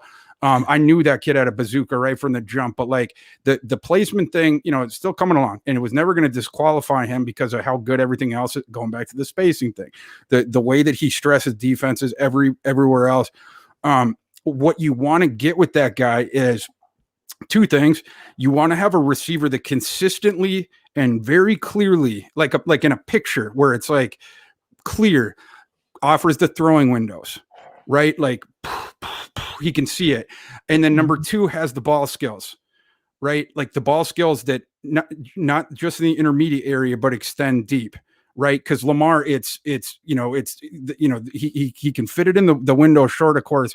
But not only can he get it there deep, but as there's a lot of plays with Baltimore where it's like the extended plays, we're running around, and then of course, just with Lamar in general, with the accuracy and the placement and stuff like that, having awesome ball skills, being able to corral the balls outside of you. That's obviously, an advantage here. Whereas Hollywood Brown had, one of the smallest catch radiuses of a first round receiver of like the last decade. So it's just like, that was kind of weird. As far as Bateman goes, he's a former basketball star in high school, and his footwork is awesome. Like that's the first thing that starts with him off the snap. Press corners can't keep him stagnant off the line. You can't jam him. It's the footwork in conjunction with how well he's built. He's a very strong outside receiver, and so you can't stop him off the line. He's getting by anyone. So he gets an advantage in any one of those situations. And then once he gets into his route, he's just a fabulous route runner. It goes back to the feet. He's a very good athlete in space, just very fluid. And then, as far as the ball skills, they're top shelf. Like if you looked at his highlight catches, like, compared to all the receivers the last 5 years or so, his highlight catches are up there with anyone's, like his circus catches. This one catch against San Diego State, he caught the ball like with his left hand running full speed down the sideline, just casually grabs it while he's running full steam, then, finishes jaunt into the end zone, like just crazy stuff. One thing he's got to clean up is it was the Kyle Pitts thing the year before, and just about the same amount too. He had like 6 concentration drops last year, and that's what they were, concentration drops. Gophers put him in a bad situation last year, where in 2019 he was one of the best boundary receivers in the nation. He was playing outside of Tyler Johnson. And then Johnson left, went to the Bucs, won a Super Bowl last year. And then the Gophers moved Bateman into the slot. where, it wasn't the best fit for Bateman's game merely because, again, you can't jam him. And he's one of the best, behind Devonta. He might have been, especially with Chase having opted out, might have been the best route runner in the nation. And so it's like, why are you putting with the slot? This is stupid. But like the Gophers in that system to sort of protect their accuracy versus, quarterbacks with the noodle arms, they want the best receivers closest to them. And so, that's what they thought was best for them. I don't think it was best for Bateman's development, but, either or, looking forward with the Ravens, it's a guy who's always going to be, providing, he's going to be getting the slivers of separation, providing the throwing windows to Jackson, and he's going to catch the ball. He's going to make some crazy circus catches, everything like that. He's a guy that profiles to catch the ball outside of his frame, and sometimes well outside of his frame and stuff like that. So I just thought it was the perfect, football fit between prospect, and team. But for fantasy football, it's not going to be as many targets maybe as some other places. But then again, I think he's going to be their number one receiver really quick. So maybe his targets come sooner than they would have come somewhere else, but perhaps they're capped, at least initially. But I will say, I don't think Lamar Jackson is anywhere done developing as a passer. The stress that he puts on the defense everywhere else, it makes his job as a thrower easier, arguably, than any other quarterback, in the same way it did for Vic, because of the spacing stuff, because of how much, you have to, the resources you have to devote to defending that and stuff like that. He has improved every year as a thrower. He was raw going to Louisville. He was raw coming. He came out after 3 years, didn't redshirt, and he'd come into college as one of the rawest quarterbacks in his class, athlete in his class. And so it's been a very, very quick journey for Lamar from, in high school, they had the most fucked up offense in his high school. It was like a human centipede type off. Like, it was fucked up, man. It was like you want to talk about a team that was just taking advantage of Lamar's skills. It was basically like they ran the option half the time, and then they had him like uncork deep balls the other half of the time. And it's like, in your head, you're like, because you can't run with, in high school, you're just making people look stupid, stuff like that. You can throw it further than ever, but it's like, you wonder why Lamar went to Louisville and he, didn't know about the route concepts and everything like that. It's because they were having to run the fucking option and just throw 9 balls the whole time. Yeah, exactly. Yeah. But no, I think a ton of points that are interesting there is like, it's easy, as I was citing all those passing, lowest volume, lowest receiver targets, all that, but we're evaluating that offense without a potential stud number one receiver, like you were saying. So like, it's almost unfair to just pigeonhole, like, this is the amount of targets they're going to give to their wide receiver, where they didn't have that guy, like what Bateman could be, as you're illustrating it here. And I'm also hearing maybe Lamar Jackson returns to those cheat code levels next season for sure. But under Greg Roman, it's obviously always been a run heavy attack, like wherever he's been, San Fran, all that. But he still had, when he had like Michael Crabtree, 1,000 yards, 9 TDs, Anquan Bolden, 1,200 yards, 7 TDs, 1,100 yards, 5 TDs, Sammy Watkins, 9 TDs and 1,100 yards nearly. Like when he has that kind of big body, like that guy that can do those things, they've emerged as pretty viable fantasy receivers. And I think it's pretty fair to say they haven't had that over his Ravens tenure. We haven't seen Lamar Jackson have that type of receiver that afforded to him. So I'm pretty excited to see maybe what this could be. And I wasn't very excited when he first landed there, given the overall aerial pie. The amount of volume seems pretty low, but it seems like a huge chunk of it should and could go to Bateman. And this whole offense might just take another leap forward when they have a presence like him in general. So really intriguing for sure to see what happens there. In terms of rounding out these wide receivers, because we're getting pretty long here. So if you at any point, if you're like, hey, I got to run, like I know we're already, I just looked at the clock, like, holy shit, we're already at an hour and a half. I could talk football the next 3 hours with you. So at any point, just be like, hey, I got to go, because we've already hit a bunch of these studs. But man, like, this has been great. There's a handful of receivers I'd love to ask you about and hit a couple more running backs, and then we'll let you go if that's cool with you. But if you got to go, by all means. Like, no, let's hit these quick hitter. All righty. Sounds good. The last of the receivers, well, there's Toney to the Giants. But then there's also, those round 2 guys, the Elijah Moores, the Rondell Moores, the Terrace Marshalls. Out of all those guys, if we lump Toney into this one, even though he was a round 1 guy, so round 2 receivers plus Toney, who do you see as the best fit? Who might you target the most if you were a fantasy football player? Like rookie or over their career? Both. If it's different for you, if it's the same, then that one guy. But yeah, short term and long term. What are you thinking? Well, for short term,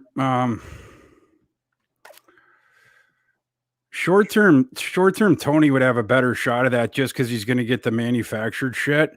But like I might put Toney on the bottom of that group if it was like a career thing, because I don't think he's ever gonna be able to catch the ball 10 yards plus down the field in the NFL. I think he's always going to be a manufactured touch guy. And he was older for a prospect too, and all that stuff. So like I don't know how much development he has left. Daniel Jones liked to throw the screens at Duke. He's good at that. Actually, it was arguably the thing he was best at. His last season, this is actually funny with his eval.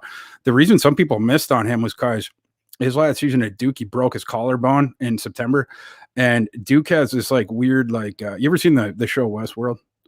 Oh yeah, on HBO. Yeah, you know, like in the basement, they have that machine where it like builds the humans. Like the machines, whatever.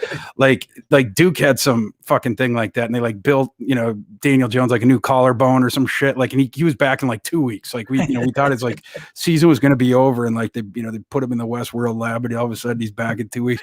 Well, anyhow, but like the rest of the season, they not only was the team super shitty, but now, behind this really bad offensive line, and David Cutcliffe knew that Daniel Jones had a shot to go in the first round. So he didn't want to, I think, be on the hook for like, ending Daniel Jones's shot at that, or, Duke football's program to, the opportunity to send a quarterback to the first round. And so the rest of the season, there was just a ton of the quick hitting stuff, even more so than before.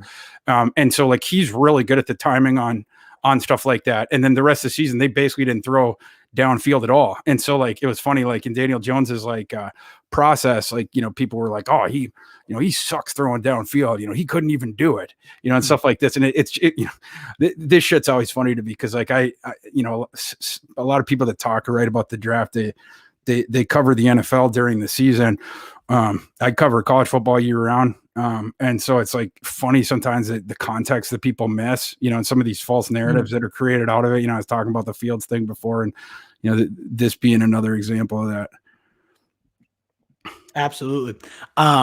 So you're saying Toney, maybe year one manufactured touches does well. Yep. Long-term wise, do you have you said he wasn't your favorite. So who of the Elijah, Rondell, Terrace Marshall, who do you like the most of those guys? Elijah Moore. Moore with the Jets. Yeah. So he was the only guy of those that I had a first round grade on. I think I had like a late third on Toney or something. But yeah, with Elijah Moore, the only reason that, I think Kadarius Toney might have more fantasy utility this year is just like the Jets receiving core right now. I think their 3 starter spots seem set, right? Like where it's like, isn't it Mims and who is the guy? Crowder. Corey Davis.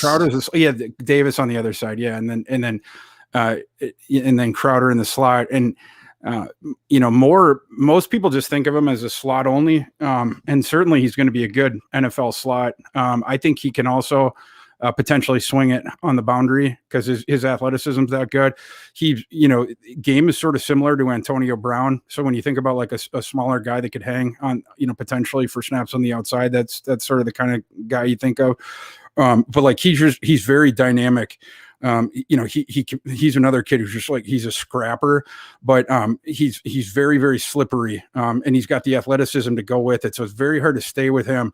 And then for a smaller dude, I like the ball skills a lot. It's not just catching them, but like, one difference between, that separates him by a big degree for me over Kadarius Toney is Elijah Moore consistently caught the ball down the field.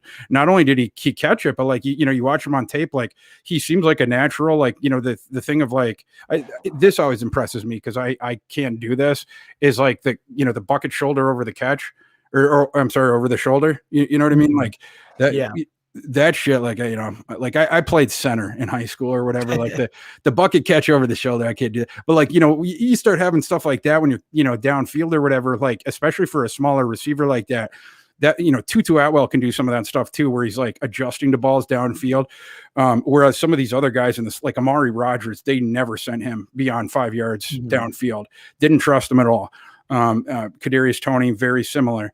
So, that's how some of those guys differentiate for me, but like Moore, he can win at all levels of the field. Look at the targets last year. Mississippi, they had one of the better passing offenses in the nation, even though people knew it was coming, and almost every target was to Elijah Moore. They just pumped targets at that kid, and he dominated. Like, he was the majority of their offense in most games. It was like Elijah Moore was like, it was like him against Alabama in one game, David against Goliath, so, I think he provides a lot to the team. My only question is, who does he shove off the field? Like, if they still have Jamison Crowder on that team, do you shove him off the field when, you're like Zach Wilson, you're trying to acclimate him? And, I love Elijah Moore, but like, if I was in the front office, maybe you would think like Jamison Crowder would be a good, veteran security blanket. He knows what he's doing for this kid, whatever. Do we really want to bring Elijah Moore onto the field where, we'd have a rookie on the other side? It's a second-year guy. And then on the other side, it's a guy who's new to New York, he's new to the team.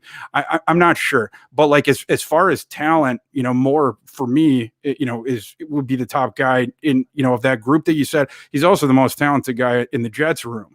So I just don't know how quick he gets up there, but he's going to produce when he does. Absolutely. And there are some rumblings too that Jamison Crowder do a big cap hit this year. They could get like $10 million off the books if they release him. So potentially that path could get that much clearer. Get out of here, Jamison. We do not need you anymore. We got Elijah Crowder.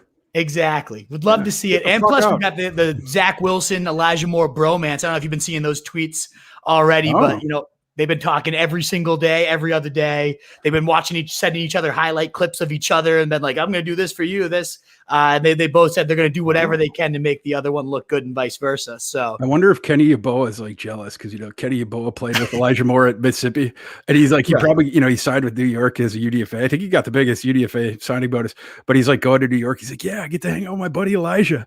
And he's like, why isn't Elijah called? He's at the hotel. Why isn't Elijah called? He's checking his Twitter and Instagram. He's seeing Elijah's tweeting back at Zach Wilson. Exactly. Kenny Yeboah's like, God damn it. Standing outside the window, the rain kind of pouring down on him. It's exactly. Like, yeah. They're playing video games together. Zach Wilson, Elijah Moore. He's like outside the room. Like, come on, guys.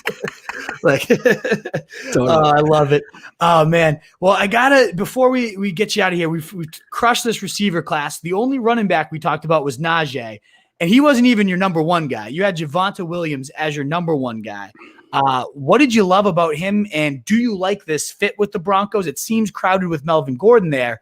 Do you think Javonte could just usurp him right from the start, or how long do you think this takeover is going to take? Yeah, if it's if it's an open competition, there's every reason to believe it should be. With a top 40 pick on a running back, Melvin Gordon ought to call his realtor, and maybe set up a listing there. I don't know if Denver is going to want to pay him to be a backup running back, but again, if it's an even competition, he's not going to be getting the touches. Javonte Williams is better than he is. As far as like what he's going to bring to that offense. The thing that really attracted me to him early was the what's special about that, like just jumps off the screen or whatever, is the broken tackles. He shattered the PFF record this year for most broken tackles per attempt. Like, it wasn't even like, I think he even broke the individual, the season record, even though UNC played less games than like a lot of these other teams in the past or whatever, but like, per attempt just shattered it. Very hard to tackle. But like the scary thing about him was he always had that. He ran hard and everything like that. He stays square, and the contact balance is ridiculous.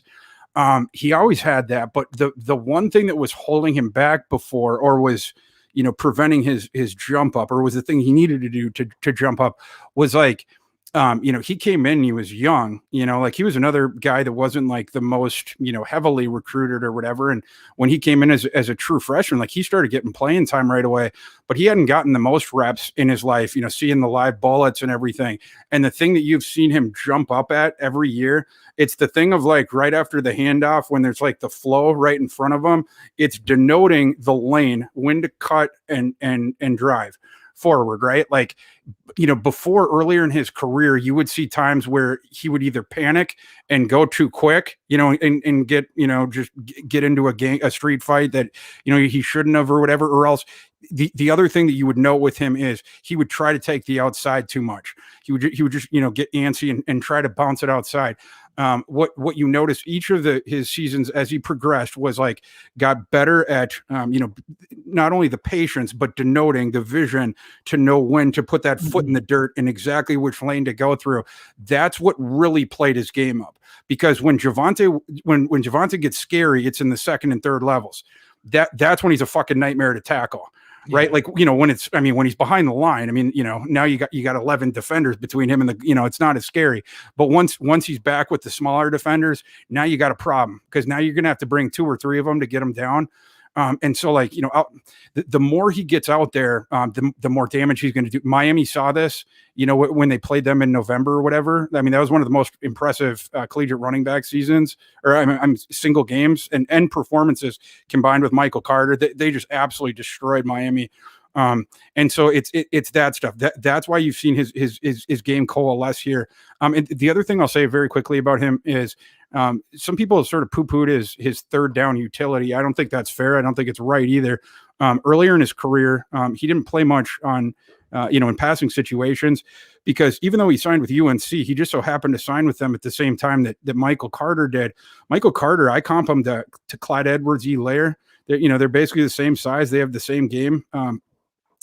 Carter was the best receiving back in this class, right? And so, above Etienne, right? Like, I don't even think it was particularly close, as far as like how smooth they are and like everything like that. And so like, earlier in the career, when you're looking for, field time to give to Michael Carter, this special, receiving back prospect, you're going to give it to him on the passing downs, and you're going to have Javonte work on, the early downs. And so, that's not particularly surprising for, Javonte's true freshman, true sophomore season. What you saw, nearing the end of his sophomore season, and then for sure during his true junior season, was he usurped Carter as the blocking back. And last year he did well as a pass blocker. And the other thing was, whenever they threw him the ball, he acquitted himself well. Like he didn't get as many, targets, for instance, say as Najee Harris did. But then again, Alabama didn't have Michael Carter, right? So, Alabama had to throw Najee Harris the ball. That, like, if Kenyon Drake had been on those, like, Najee Harris wouldn't have gotten throwing the ball quite as much. They still would have thrown him the ball up, but not quite as much. So, Javonte as a receiver, I think is very underrated. His hands are good. His routes are fine, everything like that. And, the second he catches the ball, it's just that smoothing to square up, shoulders to the goal line, and he's punching it. And then he's going to be a problem for you if he's in space. Absolutely. And that last point about his receiving, so crucial too, because Pat Shurmur, the offensive coordinator there, has historically loved his bell cows, whether it's Saquon, Dalvin, Steven Jackson, dating back to like Trent Richardson, when he was just, the only relevant season he ever had was under Pat Shurmur. It's like this guy loves to feed his backs. He went up and traded for this guy. So I'm with you. I think this could be the Javonte show sooner than later, and especially Dynasty, if you can be patient. Melvin Gordon's got 1 year left. Like it by next year, but probably if it is an open competition, like you said, draft him now. Get in early and get that kid. I think he's gonna beat out Gordon one way or the other. The other thing is, if they don't trade for Aaron Rodgers, like they're gonna have to hand the ball off a shit ton. It's not going to be the best offense, but the running back's going to get all the touches on the team.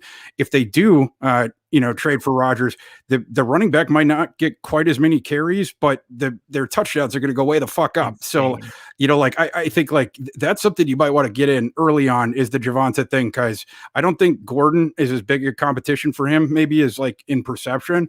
And again, like if they get Rodgers, that offense becomes a bonanza.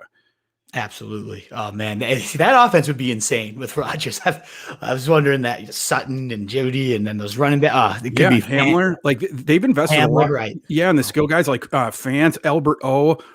They put a lot of money into the offensive skill. Or sorry, draft equity. In recent years, Javonte being another one. Absolutely.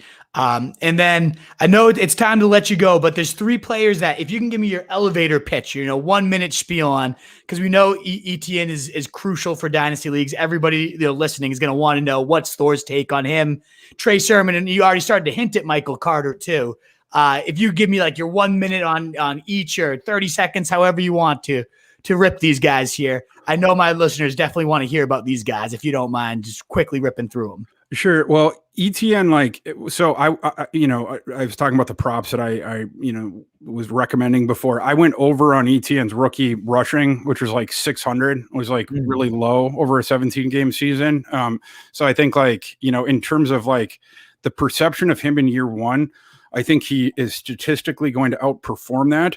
And this, first of all, I'm lower on Etienne than most others. I had him RB3 and as a mid-second rounder, and I'm the highest on James Robinson, I think, of anyone. He was my dude last year, calling him out as the Phil Lindsay of the class and whatever. And so it hurts my heart to say this, but you do not take a running back in the first round, right, and then play and then platoon him with the undrafted guy of the previous regime. Get out of here. Right. Urban Meyer, for fucking pride alone, wouldn't do that.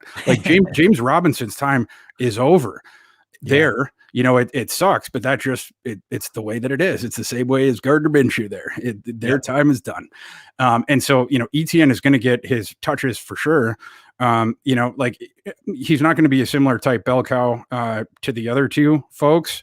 And I think, as far as that goes, I'll just dovetail or repeat a point that I made earlier, which is, I saw a lot of comps people making to, him and Kamara during the draft process. That's just wrong.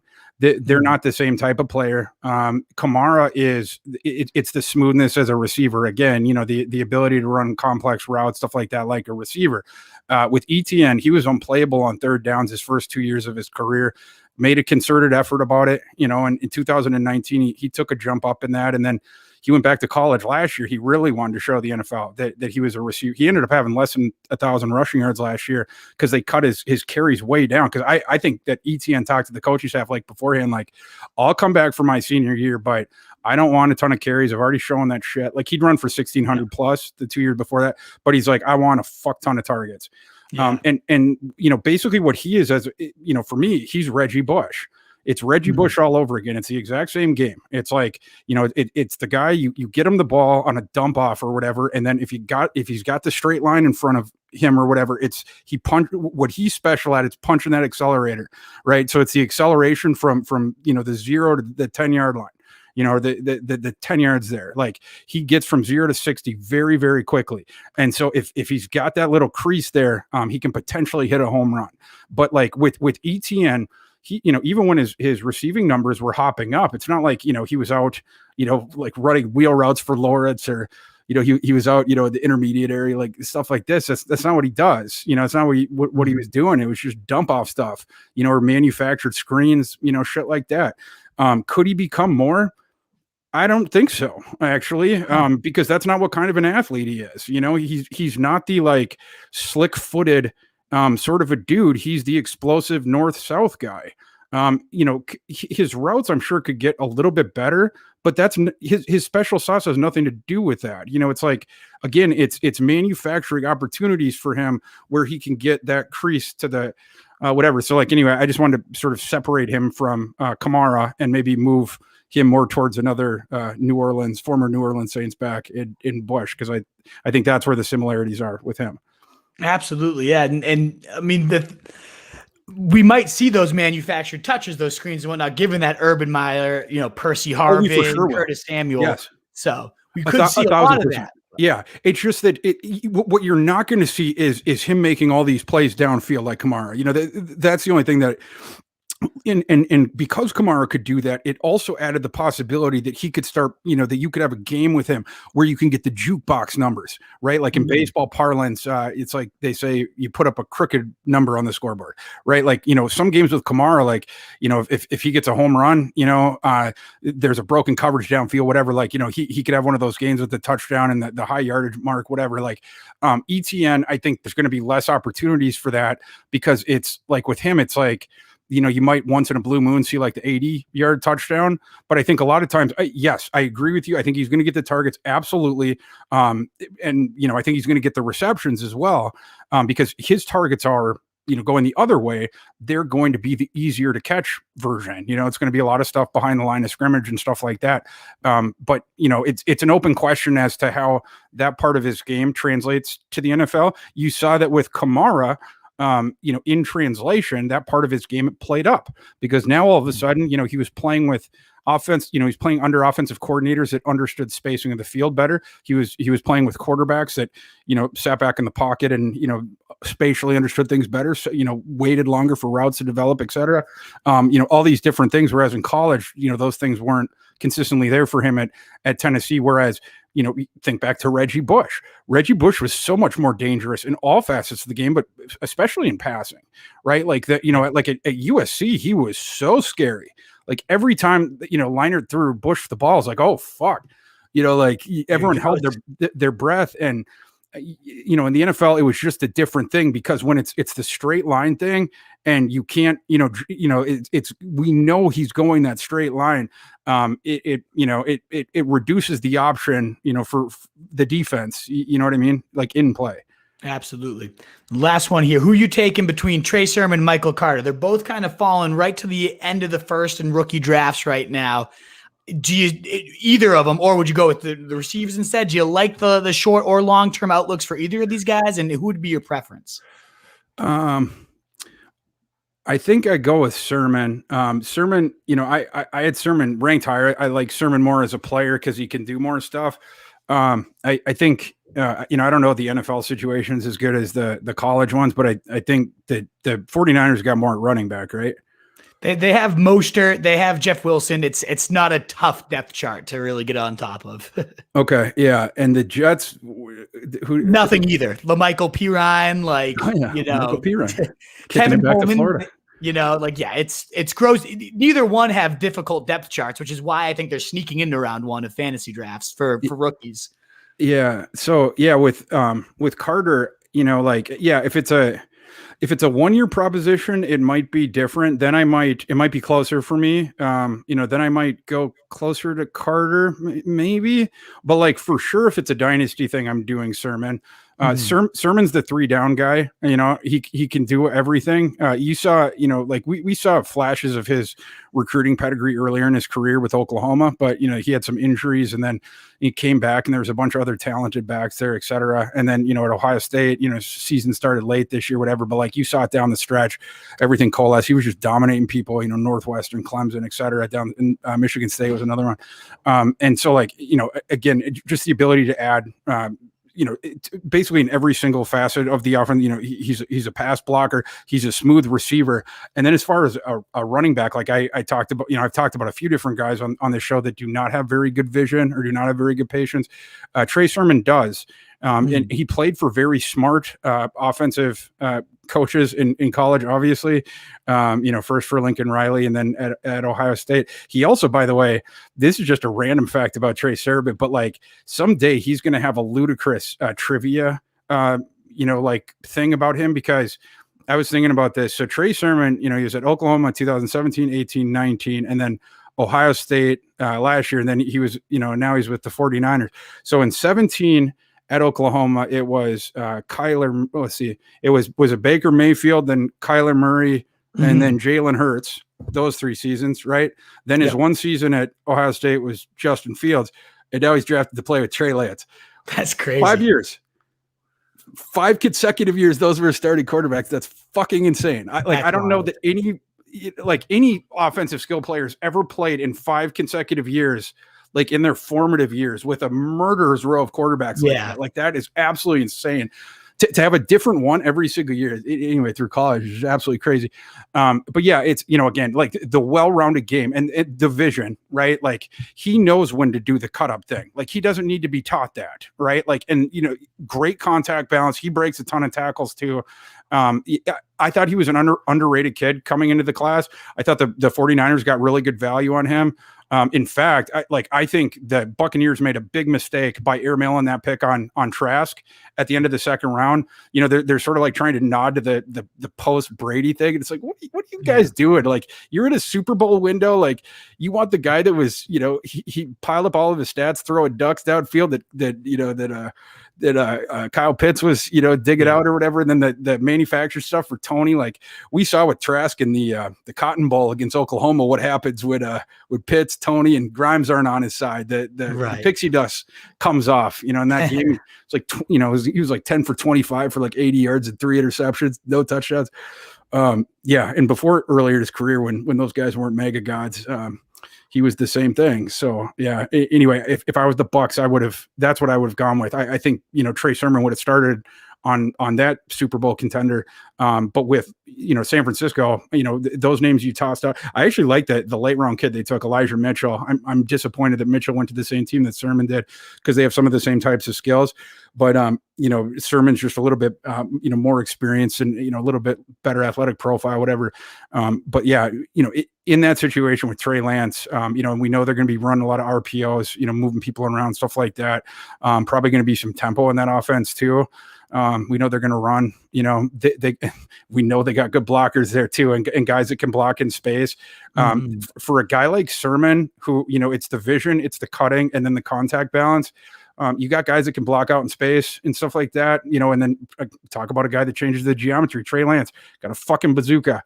He's got a fucking bazooka, and he's also going to go into the NFL and be one of the 5 best scramblers. So that seems like a very advantageous spot for Trey Sermon, assuming he can win the job pretty quick. And I don't see any reason why he wouldn't be able to against that cast of characters. Absolutely. And that Shanahan zone scheme has just always been such a glorious thing when they have the right running back. And even when they don't, like, Alfred Morris was like, okay, but he ran for like 1,600. Steve Slayton in a year. Like, Olandis Gary. That good. and yeah, like Sermon. Yeah, like you're saying, the you vision, go back to the old man. Yeah. It sounds like it's just a perfect fit. So I love it all. Well, man, this was an unbelievable pleasure, unbelievable blast. You gave me so much depth on these answers. Next time I'll probably have to give you like cut this show sheet in half for you, because this was just, I didn't realize you were just going to crush it as much as you did. This was an absolute pleasure. I've been a long time reader. So to be able to sit here and have a conversation, just hear you wax about these players was awesome. So Thor, thank you so much for your time. Do you want to remind our listeners where they can connect with you, where they can find you, and any work you want to make sure they check out? Yeah, thanks, man. Yeah, it was a pleasure to be on with you. You can find me on Twitter at Thorku, Thorku. And then let's see. Oh, you can find me on NBC Sports Edge, NFL college football section. And this week, yesterday, we put up the UDFA grades for the NFC that we mentioned before. And tomorrow, Wednesday, we'll be putting up the AFC grades for the UDFA classes. So check that out. Awesome, man. Well, thanks again. It was an absolute pleasure. And look forward to connecting again, man. Cheers.